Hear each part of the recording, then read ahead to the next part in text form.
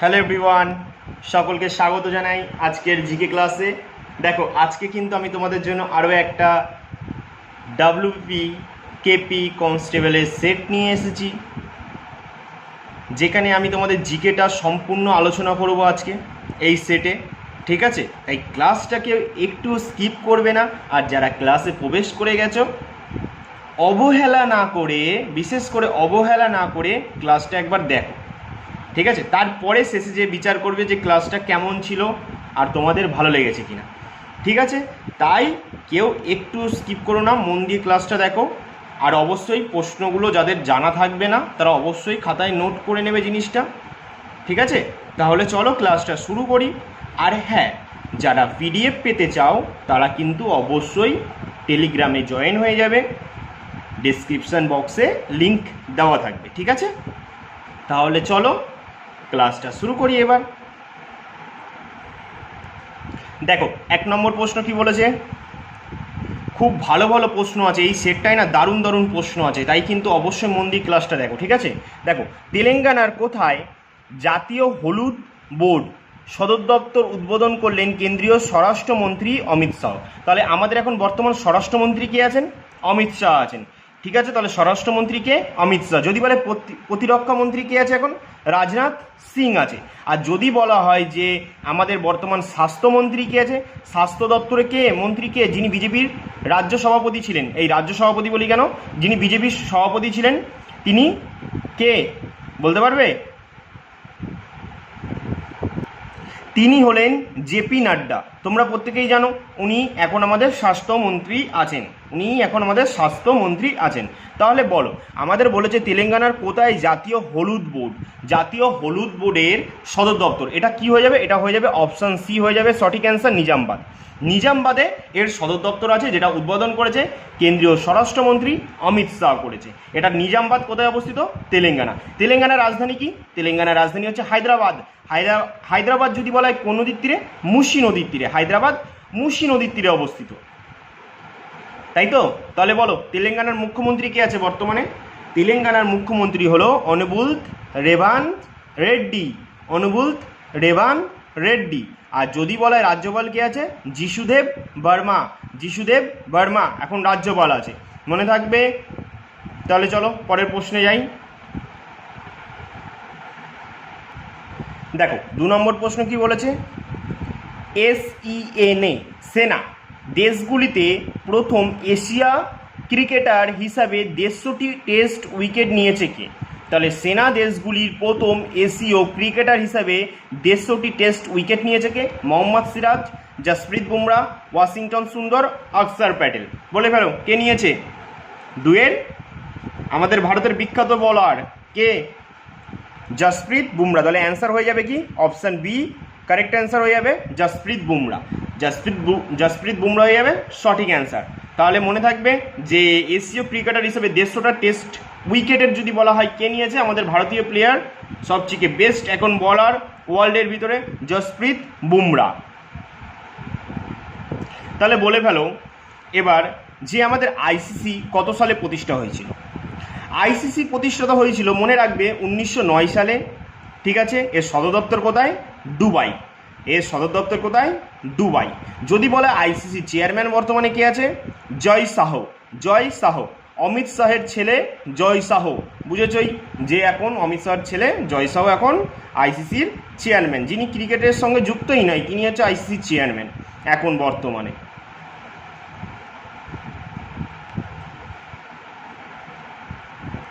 তাহলে এবার বলো ফিফার প্রতিষ্ঠা সাল কবে? ফিফার প্রতিষ্ঠা সাল কবে বলো? 1904 সালে ফিফা প্রতিষ্ঠিত হয়। 1904 সালে। এর সদর দপ্তর কোথায়? Zurich, Switzerland. জুরিক, সুইজারল্যান্ডে ফিফার সদর দপ্তর আছে। তাহলে বলো ফিফার বর্তমান যদি বলা হয় চেয়ারম্যান কে আছে? ইনফ্যান্টিনো। ফিফার বর্তমান চেয়ারম্যানের নাম হচ্ছে ইনফ্যান্টিনো। ইনফ্যান্টিনো ফিফার বর্তমান চেয়ারম্যান আছে। চলো এবার পরের প্রশ্ন দেখি। 3 নম্বর প্রশ্ন কি বলেছে দেখো।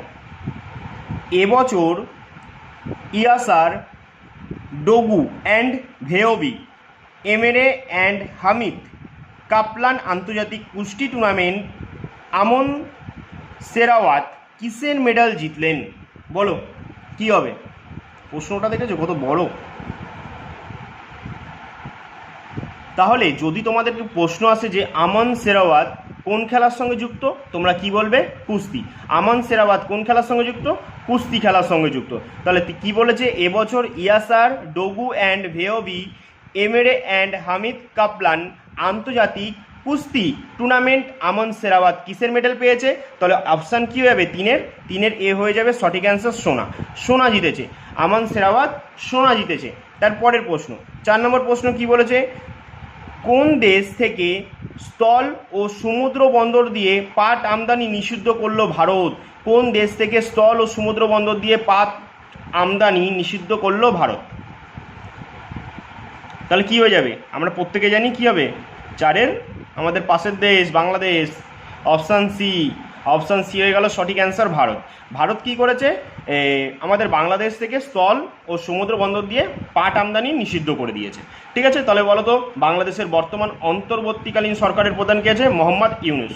আচ্ছা, মোহাম্মদ ইউনূস কত সালে নোবেল পুরস্কার পেয়েছিল? 2006 সালে পেয়েছিল। 2006 সালে শান্তির জন্য পেয়েছিল মোহাম্মদ ইউনূস।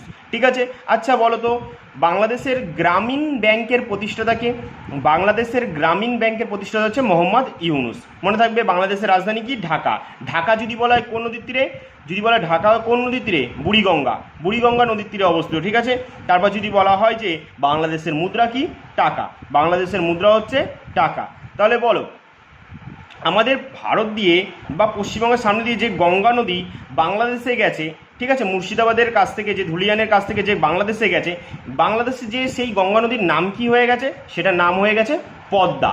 আর ওই সাইডে ব্রহ্মপুত্র নদী যেটা আসাম থেকে প্রবেশ করেছে বাংলাদেশে, তার নাম হয়ে গেছে যমুনা। ঠিক আছে, এই যমুনা, তারপর এই দুটো মিলিত হয়ে তৈরি হয়েছে কি? মেঘনা। যেমনি তোমাদের আমি যদি দেখাই এখানে এই যে আমাদের পশ্চিমবঙ্গ ধুলিয়ানের কাছ থেকে এরকম করে বাংলাদেশে যে ঢুকেছে, ধরো এটা আমাদের পশ্চিমবঙ্গের বর্ডার, ঠিক আছে, বাংলাদেশের সঙ্গে। আবার এইটা ঢুকেছে, এই যে ঢুকলো এই পেরিয়ে, এইটা হয়ে গেছে কি? এটার নাম হয়ে গেছে পদ্মা। আর এই সাইডে আবার আসাম থেকে যে ব্রহ্মপুত্র নদী বাংলাদেশে ঢুকেছে, এটার নাম হয়ে গেছে কি? যমুনা। আমাদের ভারতে তো ব্রহ্মপুত্র, আর যদি বলা হয় বাংলাদেশে যে যমুনা, এই দুটো একসাথে মিলিত হয়ে কি হয়েছে? যেই একটা নদীর সৃষ্টি হয়েছে সেটা হয়ে গেছে মেঘনা। ঠিক আছে, মেঘনা। অনেক সময় না এরকম, অনেক সময় তোমাদের মানে কনফিউশন প্রশ্ন আসে যে বাংলাদেশের প্রধান নদীর নাম কি? অনেক সময় মেঘনা অ্যান্সার নেয়, অনেক সময় পদ্মা। ঠিক আছে, এটা একটু খুব ভাবনা চিন্তা করে অ্যান্সারটা দেওয়াটা খুব জরুরি। কিন্তু অ্যাকচুয়ালি যদি সত্যিকারের অ্যান্সার বলো তাহলে অবশ্যই কিন্তু মেঘনা। ঠিক আছে, তাহলে বলো তো শ্রীলঙ্কার রাজধানী কি? শ্রী জয়াবর্ধনা পুরাকোট্টে। শ্রীলঙ্কার যদি বলা হয় মুদ্রা রুপি, শ্রীলঙ্কান রুপি। তারপর বলো নেপালের রাজধানী কি? কাঠমান্ডু না? নেপালের বর্তমান বলো তো অন্তর্বর্তীকালীন প্রধানমন্ত্রী কে আছে? সুশীলা কার্কি। সুশীলা কার্কি নেপালের বর্তমান অন্তর্বর্তীকালীন কি আছে? প্রধানমন্ত্রী আছেন। তাহলে নেপালের মুদ্রা কি? রুপি না? তাহলে বলো চীনের রাজধানী কি? বেজিং। চীনের রাজধানী হচ্ছে বেজিং। চীনের রাষ্ট্রপতিকে জিনপিং। তাহলে বলে ফেলবে তোমরা, আমায় খুমবাক রইল তোমাদের একটা, চীনের বর্তমান মুদ্রার নাম কি? নতুন মুদ্রা কিন্তু, হ্যাঁ, চীনের মুদ্রা হচ্ছে নতুন কিন্তু। আবার কেউ আবার ইউহান বলো না। ঠিক আছে, চীনের এখন বর্তমান নতুন মুদ্রার নাম কি? তোমরা আমাকে কমেন্টে জানাবে। তারপর দেখো 5 নম্বর প্রশ্ন দেখি। সম্প্রতি কোন ব্যাংকের ম্যানেজিং ডিরেক্টর ও chief executive officer Shri Krishnan Hara Sharma executive director Shekhar রাওয়ের পদত্যাগ করেছেন?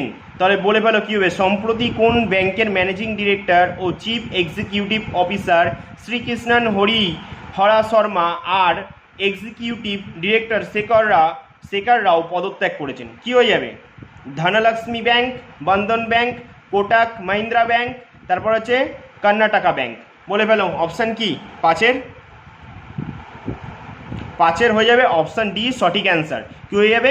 Karnataka bank. Karnataka bank option D সঠিক অ্যান্সার হয়ে গেল। তাহলে এবার বলে ফেলো কর্ণাটকা ব্যাংক কত সালে প্রতিষ্ঠা হয়েছিল? ভালো করে মনে রাখবে যে 18ই ফেব্রুয়ারি। তাহলে কি বললাম? 18ই ফেব্রুয়ারি কত সালে? 1924 সালে, 18ই ফেব্রুয়ারি 1924 সালে কর্ণাটকা ব্যাংক প্রতিষ্ঠাতা হয়েছিল। কর্ণাটকা ব্যাংক কত সালে? 18ই ফেব্রুয়ারি 1924 সালে। ঠিক আছে, মনে থাকবে। চলো তাহলে এবার পরের প্রশ্নে যাই।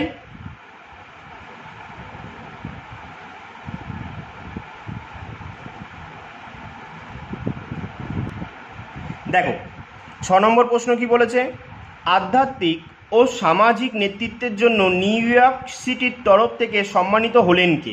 আধ্যাত্মিক ও সামাজিক নেতৃত্বের জন্য নিউ ইয়র্ক সিটির তরফ থেকে সম্মানিত হলেন কে? কে হয়েছেন? 6-এর অ্যান্সার হয়ে যাবে অপশান এ সঠিক অ্যান্সার, রাধানাথ স্বামী। তাহলে কি হয়ে গেল, রাধানাথ স্বামী নিউ ইয়র্ক সিটির তরফ থেকে সম্মানিত হয়েছেন আধ্যাত্মিক ও সামাজিক নেতৃত্বের জন্য। ঠিক আছে, নিউ ইয়র্ক কোথাকার একটি শহর বলো? নিউ ইয়র্কে কিন্তু অনেক সদর দপ্তর আছে, বলতে পারবে কিসের কিসের সদর দপ্তর আছে? ইউএনএর সদর দপ্তর আছে, ইউএনডিপির সদর দপ্তর আছে, ইউনিসেফের সদর দপ্তর। যদি বলা হয় যে ইউএনডিপি, ইউনিসেফ, ইউএনও এর সদর দপ্তর কোথায়? New York. এটা আমেরিকার একটা কিন্তু বিখ্যাত শহর, ঠিক আছে, নিউ ইয়র্ক সিটি। ঠিক আছে, মনে থাকবে। তাহলে এবার বলে ফেলো তো যে ওয়ার্ল্ড ব্যাংক আর আইএমএফ মানে ইন্টারন্যাশনাল মনিটারি ফান্ড এর সদর দপ্তর কোথায়? এর সদর দপ্তর যদি বলে কোথায়, তাহলে বলবে তোমরা ওয়াশিংটন ডিসি। আর এই দুটো ব্যাংকই প্রতিষ্ঠিত হয়েছিল 1944 সালে। কিন্তু তোমাদের যদি প্রশ্ন আসে ভারত কবে আইএমএফ এর সদস্য হয়েছিল, তাহলে অ্যান্সার হয়ে যাবে 1945 সালে। মনে থাকবে। চলো চলো তাহলে দেখি 7 নম্বর প্রশ্ন। দেখো, ধর্মশালায় সিপিএ ইন্ডিয়ান রিজিয়ন জোন 2 কনফারেন্সের উদ্বোধন করলেন কে? ধর্মশালায় সিপিএ ইন্ডিয়ান রিজিয়ন জোন 2, ঠিক আছে, কনফারেন্সের উদ্বোধন করলেন কে? 7 নম্বরের প্রশ্নের অ্যান্সার হয়ে যাবে অপশান সি, ওম বিড়লা। ওম বিড়লা করেছেন, আমরা প্রত্যেকেই জানি উনি আমাদের এখন লোকসভার স্পিকার। উনি এই নিয়ে 2খানা ট্রামে লোকসভার স্পিকার হলেন, প্রথমে 17তম 18তম লোকসভার স্পিকার। ঠিক আছে, তাহলে ওম বিড়লা হচ্ছে আমাদের বর্তমান লোকসভার স্পিকার। আর রাজনাথ সিং কি? প্রতিরক্ষা মন্ত্রী, আমরা প্রত্যেকেই জানি। তাহলে তোমরা আমাকে বলবে জ্যোতিরাদিত্য সিন্ধিয়া আর অনুরাগ ঠাকুর ওনারা এখন কোন পদে আছেন? ঠিক আছে, এটা তোমরা আমাকে বলবে। চলো তার পরের প্রশ্ন দেখি।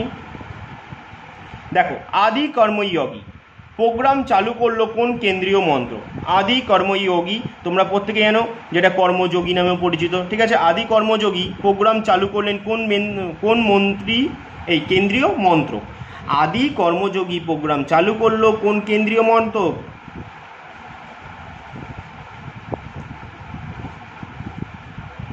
আটের অ্যান্সার হবে অপশান বি। তোমরা এটা দেখেও, নামটা দেখেও বুঝতে পারবে। ঠিক আছে, উপজাতি বিষয়ক মন্ত্রক এটা চালু করেছে কে? উপজাতি বিষয়ক মন্ত্রক চালু করেছে, মনে থাকবে। চলো তাহলে পরের প্রশ্ন দেখি এবার। 9 নম্বর প্রশ্ন কি বলেছে, ট্রেন ছাড়ার কত ঘন্টা আগে রিজার্ভেশন চার্ট তৈরির সিদ্ধান্ত নিল ভারতীয় রেল? ট্রেন ছাড়ার কত ঘন্টা আগে রিজার্ভেশন চার্ট তৈরি করার সিদ্ধান্ত নিল ভারতীয় রেল? তাহলে কী হয়ে যাবে? 9-এর অপশান ডি, 8 ঘন্টা আগে। ঠিক আছে, এই প্রশ্নটা কিন্তু খুব ভালো প্রশ্ন, ভালো করে মাথায় রাখবে। ট্রেন ছাড়ার কত ঘন্টা আগে রিজার্ভেশন চার্ট তৈরি করার সিদ্ধান্ত নিল ভারতীয় রেল? 8 ঘন্টা আগে। যারা গ্রুপ ডির এক্সাম দেবে তারা তো অবশ্যই এই প্রশ্নটা জেনে রাখো। ঠিক আছে, তারপর দেখো 10 নম্বর প্রশ্ন কি বলেছে। আচ্ছা বলো তো, বর্তমানে আমাদের রেল মন্ত্রী কে আছে? অশ্বিনী বৈষ্ণব। ঠিক আছে, মাথায় রাখবে। আচ্ছা, ভারতে প্রথম রেলপথ মানে রেল ট্রেন চলাচল করেছিল কত সালে? 1853 সালে। কোথা থেকে কোথা পর্যন্ত বলো? বোম্বে থেকে থানে পর্যন্ত চলেছিল, টোটাল 34 কিলোমিটার। আর ওই ট্রেনে কখানা বগি ছিল? 13টা বগি ছিল, আমরা প্রত্যেকে জানি। আচ্ছা, এই যে ট্রেনটা তৈরি করেছিল তখনকার দিনে কটা লোকোমোটিভ মিলে তৈরি করেছিল বলতে পারবে? 3খানা। ঠিক আছে, 3খানা লোকোমোটিভ। তাহলে আমরা কি জানলাম যে 3খানা লোকোমোটিভ মিলে এই ট্রেনটা তৈরি করেছিল। তাহলে সেই লোকোমোটিভগুলো হলো ভালো করে মাথায় রাখবে, 3খানা। ঠিক আছে, তাহলে সেগুলো কি কি? যদি বলা হয় যে প্রশ্ন যদি আসে তোমাদের যে সেই লোকোমোটিভগুলোর নাম কি কি, কখনো যদি বা তোমাদের অনেক সময় হতেই পারে 3খানায় এমন অপশান দিল যেটা হবে না, একটা অপশান দিল তার ভিতরে হবে অ্যান্সার। ঠিক আছে, এরকম করে তোমাদের প্রশ্ন আসতেই পারে, তবে মাথায় রাখবে একটা হচ্ছে সুলতান, আর একটা হচ্ছে সিন্ধু, একটা হচ্ছে সায়েদ। কি বললাম? সুলতান, সিন্ধু আর সায়েদ, এই 3টে লোকোমোটিভ মিলে প্রথম ট্রেনটি তৈরি করেছিল। তাহলে কি বললাম? ভালো করে মাথায় রাখবে জিনিসগুলো। ঠিক আছে, এবার বলো, তার পরের বছরই 1853-তে আমরা জানি কি বোম্বে থেকে থানে পর্যন্ত ট্রেন চলাচল করে। 1854 সালে আমাদের হাওড়া থেকে হুগলি, হুগলির পান্ডুয়া পর্যন্ত ট্রেন চলেছিল। আর যদি বলা হয় প্রথম ইলেকট্রিক ট্রেন চলেছিল কত সালে, সেটা হয়ে যাবে 1925 সালে। সেটা বোম্বে ভিটি টু কুল্লা হারবারের মধ্যে চলেছিল। মনে থাকবে তো? তাহলে চলো এবার আমরা পরের প্রশ্নে যাই। দেখো 11 নম্বর প্রশ্ন কি বলেছে। ও আচ্ছা, দাঁড়াও, 10 নম্বর প্রশ্নটা বাকি আছে না। দেখো বলেছে কি, এবছর গ্লোবাল ইউনিকর্ন ইন্ডেক্সে ভারতের স্থান কত? এবছর গ্লোবাল ইউনিকর্ন ইন্ডেক্সে ভারতের স্থান কত? বলে ফেলো তাহলে, কত হবে? তাহলে আমাদের অ্যান্সার কি হয়ে যাবে? গ্লোবাল ইউনিকর্ন ইন্ডেক্সে ভারতের স্থান হচ্ছে 10-এর অ্যান্সার হয়ে যাবে অপশান সি তৃতীয়। তাহলে মনে থাকবে অপশান সি তৃতীয়। এবার আমরা 11 নম্বর প্রশ্নটা করি। কে চন্দ্রগুপ্ত মৌর্যের সময় ভারতে আসেন? চন্দ্রগুপ্ত মৌর্যের সময় ভারতে আসেন কে? আমরা জানি মগধের 4 নম্বর বংশ, মগধের শাসন করা 4 নম্বর বংশ হচ্ছে মৌর্য বংশ। তাহলে দাদা প্রথম বংশ কি? প্রথম বংশ হচ্ছে হর্ষঙ্ক বংশ। দ্বিতীয় বংশ কি? শিশুনাগ বংশ। তৃতীয় বংশ কি? নন্দ বংশ। আর চতুর্থ বংশ হচ্ছে চন্দ্রগুপ্ত মৌর্যের মৌর্য বংশ। আচ্ছা বলতে পারে মৌর্য বংশের নামকরণ করা হয়েছিল কার নামে?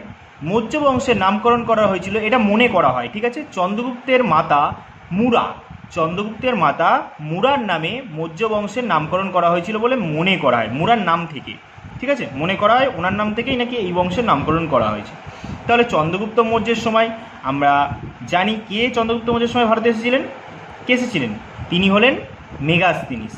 মেগাস্তিনিস চন্দ্রগুপ্ত মৌর্যের সময় ভারতে এসেছিলেন। তাহলে মেগাস্তিনিস লেখা একটা গ্রন্থ ছিল, সেই গ্রন্থের নাম কি? তার নাম হচ্ছে ইন্ডিকা। এটা হচ্ছে কার লেখা? মেগাস্তিনিসের লেখা। তাহলে চন্দ্রগুপ্ত মৌর্যের সময় ভারতে কে আসেন? মেগাস্তিনিস আসেন। তাহলে 11-এর অ্যান্সার হয়ে গেল কি? Option C. তাহলে বলে ফেলো এবার, ফাহিয়েন কার সময় ভারতে এসেছিলেন? ফাহিয়েন ভারতে এসেছিলেন দ্বিতীয় চন্দ্রগুপ্তের সময় ভারতে এসেছিলেন। ওনার লেখা গ্রন্থের নাম কি? কি ওনার লেখা গ্রন্থের নাম? বলো কি ফাহিয়েনের লেখা গ্রন্থের নামটা কি? তোমরা অবশ্যই এটা আমাকে কমেন্টে জানাবে, ঠিক আছে। তারপর দেখো তো হিউয়েনসাং কার সময় এসেছিল? হর্ষবর্ধনের সময় এসেছিল হিউয়েনসাং। হিউয়েনসাং হর্ষবর্ধনের সময় এসেছিল, তাই ওনার লেখা গ্রন্থটির নাম কি? সি ইউকি। সি ইউকি। আর অনেক সময় একটা প্রশ্ন আসে, মাথায় রাখবে, যে বলে কি সমস্ত এই যত পর্যটক ভারতে এসেছিল সমস্ত পরিব্রাজকের প্রিন্স বলা হয় কাকে? হিউয়েনসাংকে বলা হয়, হিউয়েনসাংকে, যার লেখা গ্রন্থ হচ্ছে সি ইউকি। আর যদি বলা হয় ইবান বতুতা কার সময় এসেছিল বলতে পারবে? হ্যাঁ, ইবান বতুতা কার সময় এসেছিল? ইবান বতুতা এসেছিল মোহাম্মদ বিন তুগলকের সময়। তার লেখা গ্রন্থের নাম কি? কি সফরনামা। তার লেখা গ্রন্থের নাম হচ্ছে সফরনামা। তাহলে বলো পরের প্রশ্নে যাই। কিতাবুল রাহেলা বা সফরনামা বলা হয়, হ্যাঁ মাথায় রাখবে কি। চলো পরের প্রশ্ন যাই। দেখো 12 নম্বর প্রশ্ন কি বলেছে? বুদ্ধচরিত গ্রন্থের রচয়িতা কি? বুদ্ধচরিত গ্রন্থটির রচয়িতা কে? বুদ্ধচরিত কে রচনা করেছিলেন? বুদ্ধচরিত রচনা করেছিলেন, 12-এর অ্যান্সার হয়ে যাবে অপশান এ অশ্ব ঘোষ। অশ্ব ঘোষ বুদ্ধচরিত রচনা করেছিলেন। অশ্ব ঘোষ কার সভাকবি ছিলেন বলো তো? অশ্ব ঘোষ কার সভাকবি ছিলেন? অশ্ব ঘোষ কনিষ্কের সভাকবি ছিলেন। কনিষ্কের সভাকবি ছিলেন হচ্ছে অশ্ব ঘোষ, ঠিক আছে, মাথায় রাখবে। চলো পরের প্রশ্ন দেখি তাহলে। দেখি 13 নম্বর প্রশ্ন কি বলেছে? কোন রাজ্যটি বর্তমানে বিহারের পাটনা ও গয়া জেলাকে কেন্দ্র করে গড়ে উঠেছে? কোন রাজ্যটি বর্তমানে বিহার ও পাটনা গয়া জেলাকে কেন্দ্র করে গড়ে উঠেছে?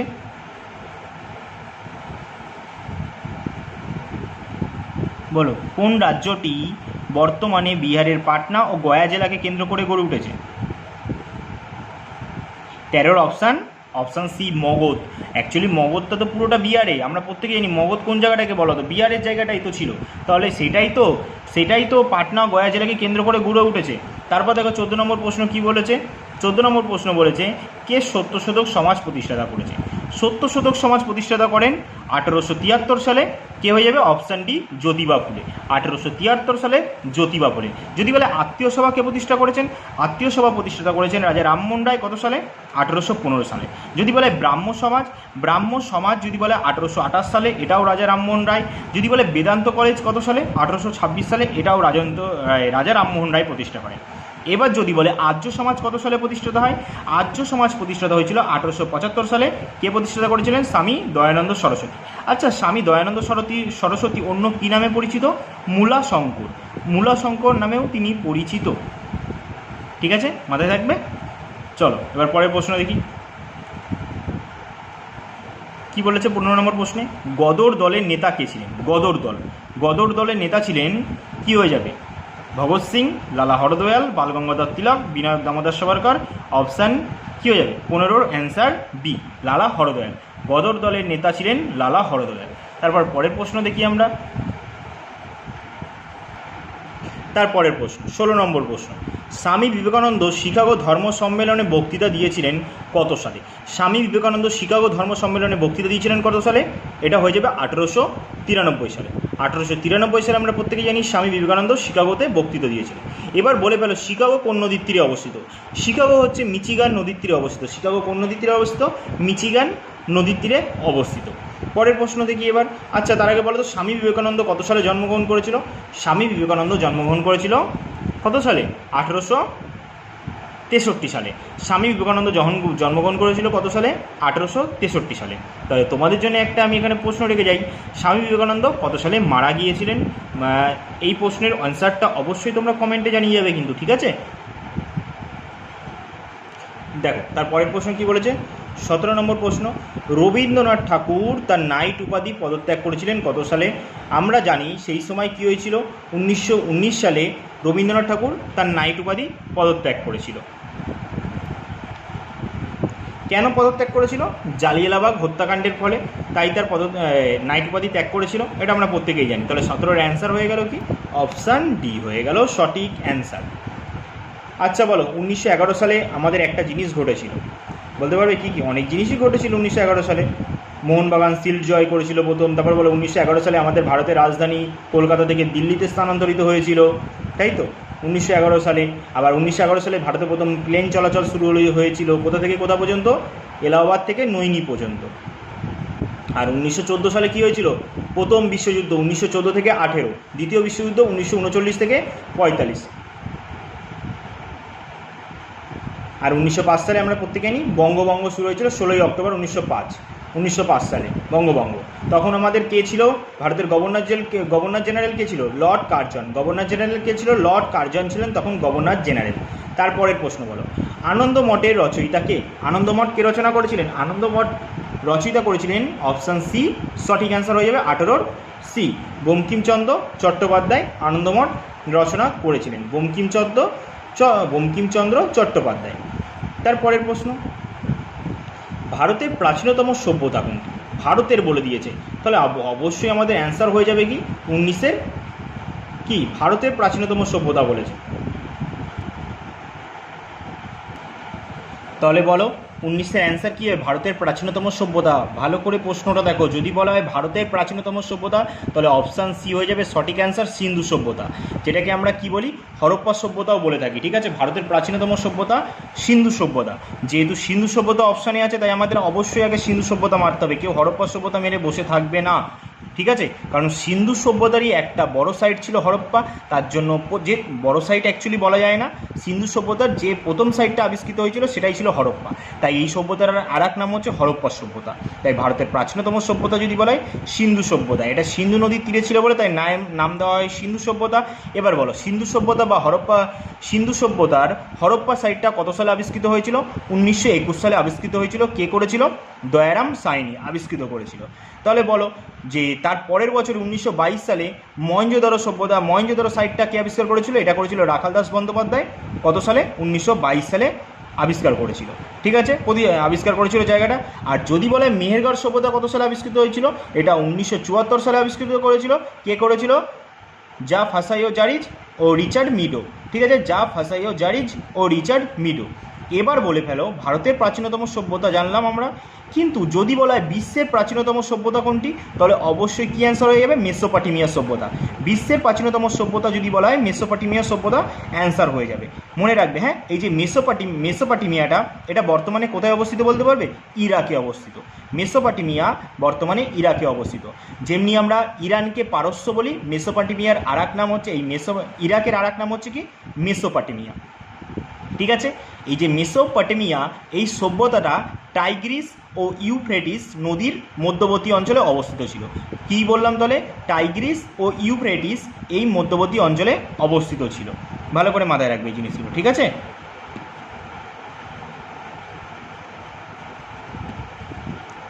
চলো তাহলে দেখি এবার পরের প্রশ্ন।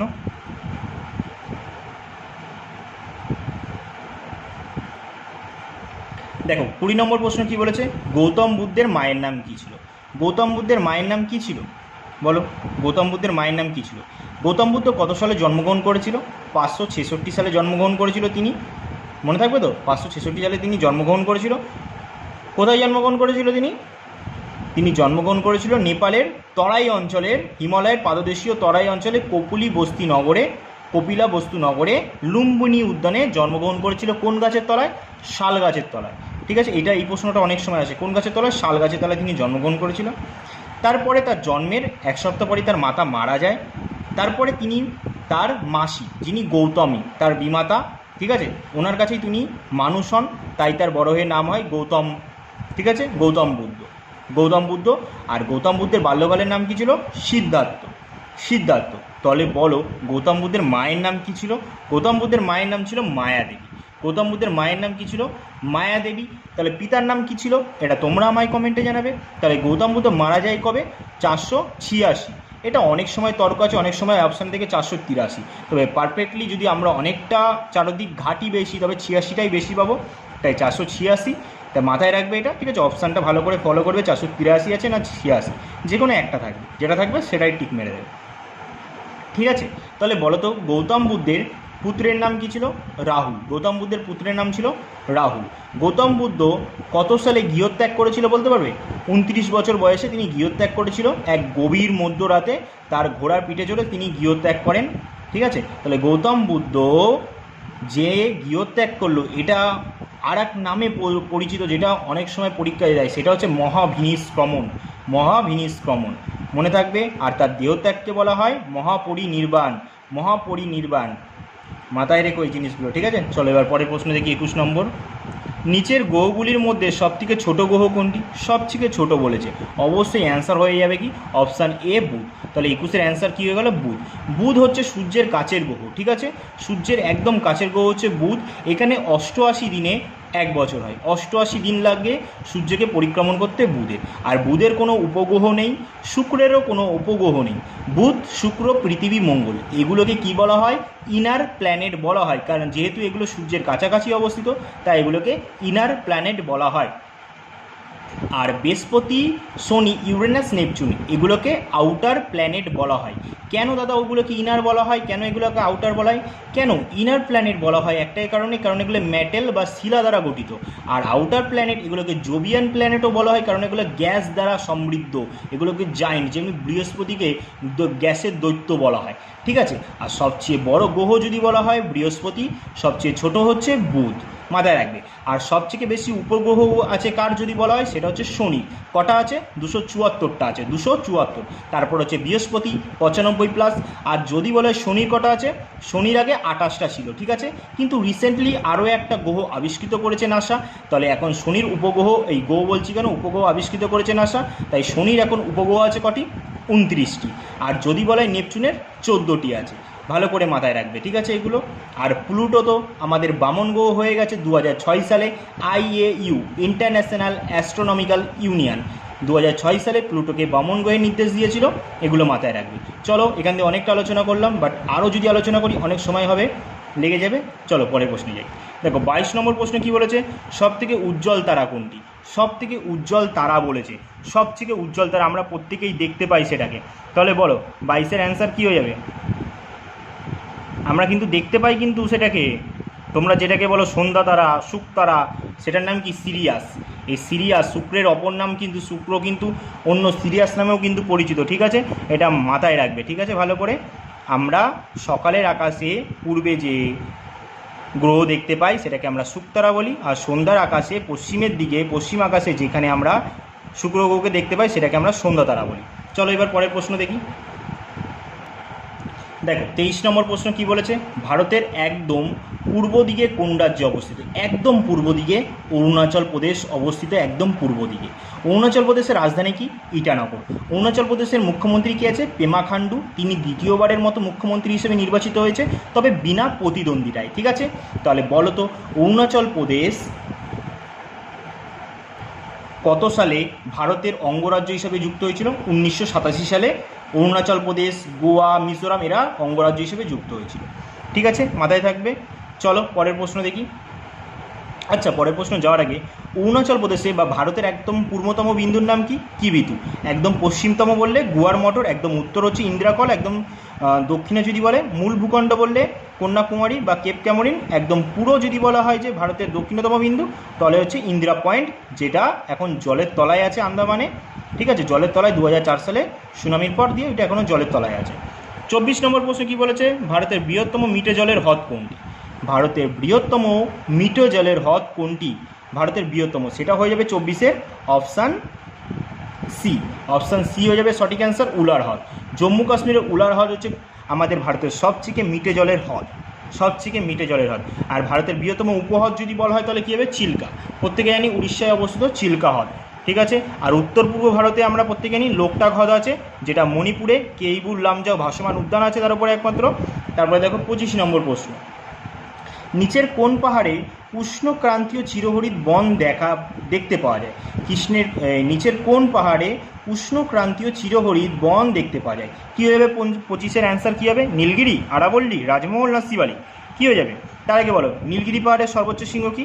নীলগিরি পাহাড়ের সর্বোচ্চ শৃঙ্গ হচ্ছে দোদাবেতা। একদিক দিয়ে পশ্চিমঘাট, একদিক দিয়ে পশ্চিমঘাট আসছে এরকম, আর একদিক দিয়ে পূর্বঘাট। ঠিক আছে, এই দুটো মিলিত হচ্ছে যেই জায়গাটায়, সেই জায়গাটায় অবস্থিত কি? নীলগিরি। এর সর্বোচ্চ শৃঙ্গ কি? দোদাবেতা। এর সর্বোচ্চ শৃঙ্গ দোদাবেতা, যার উচ্চতা কত? যার উচ্চতা হলো 2637 মিটার। আর যদি বলা হয় একদম দক্ষিণ ভারতের সর্বোচ্চ শৃঙ্গ কি? আনাইমুদি, যার উচ্চতা হচ্ছে 2695। ঠিক আছে, মনে থাকবে এই জিনিসগুলো। তাহলে বলো আরাবল্লীর সর্বোচ্চ শৃঙ্গ কি? গুরু শিখর, তার উচ্চতা কত গো? 1722। তাহলে বলে ফেলো যে কোন পাহাড়ে উষ্ণক্রান্তীয় চিরহরিৎ বন দেখতে পাওয়া যায়? তাহলে কী হবে? অপশান 25-এর এ, নীলগিরি পাহাড়ে। নীলগিরি পাহাড়ে দেখতে পাওয়া যায় উষ্ণক্রান্তীয় চিরহরিৎ বন দেখতে পাওয়া যায়। তাহলে এই ছিল আজকের 25টা প্রশ্ন। ঠিক আছে, আমি চেষ্টা করলাম প্রত্যেকটা প্রশ্ন সম্পর্কে ভালোভাবে আলোচনা করার জন্য। তোমাদের যদি অবশ্যই ক্লাসটা ভালো লেগে থাকে অবশ্যই কিন্তু একটা কমেন্টে জানিও, এই জিনিসটা করো কেমন। আর যদি তোমাদের মন হয় সবার মাঝে ক্লাসটা ছড়িয়ে দিও, যাতে আমি অনেক মোটিভেট হয় তোমাদের এই ভালোবাসা দেখে, যাতে আরও আমার অনেক ক্লাস দিতে ইচ্ছে করে। তোমরা যদি এই জিনিসটা করো, আমি প্রত্যেক দিন তোমাদের জন্য ডাব্লিউবি, কেপির এরকম প্রশ্ন নিয়ে আসবো। আর আমি এরপর দিয়ে চেষ্টা করব অঙ্ক, রিজনিং, ইংলিশ সব পড়িয়ে দেওয়ার জন্য। যদি তোমাদের ভালোবাসাটা যদি এইভাবে বাড়তে থাকে আমি অবশ্যই চেষ্টা করব। এবার পুরোই নির্ভর করছে তোমাদের ওপর। এবার তোমরা সেটা ভেবেচিন্তে দেখো যে তোমরা এই ক্লাসটাকে কতজনের কাছে পৌঁছে দেবে, কতজনের কাছে না। তবে যাই করো না কেন অবশ্যই কমেন্টে জানিও যে কেমন হয়েছে ক্লাসটা। ঠিক আছে, তাহলে আজকে এখানেই ক্লাস শেষ করছি, আবার দেখা হবে পরবর্তী ক্লাসে। ততক্ষণের জন্য সকলকে টাটা।